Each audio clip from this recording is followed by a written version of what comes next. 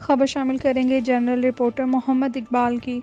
پاکستان مسلم league نون کے کارکنان کا deputy speaker Khyber Pakhtunkhwa assembly کے رویے کے خلاف احتجاج۔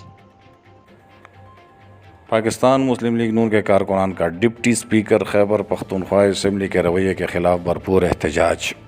گزشتہ روز پاکستان مسلم لیگ نون سے تعلق رکھنے والے ممبر صوبائی اسمبلی اختیار ولی خان اور deputy speaker Khyber Pakhtunkhwa assembly Mahmood جان خان کے درمیان دوران اجلاس تلخ کلامی ہوئی، جس پر ڈپٹی اسپیکر نے اختیار ولی خان پر آئندہ اجلاس میں شرکت کرنے پر پابندی لگا دی۔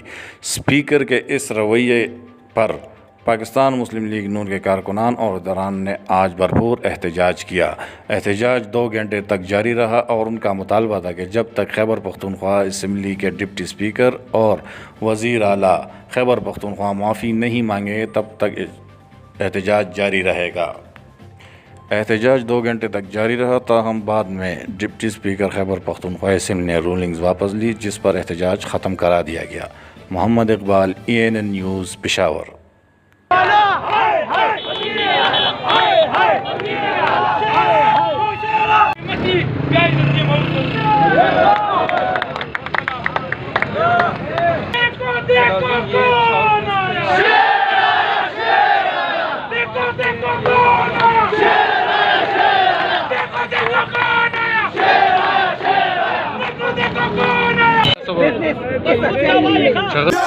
اختیار ولی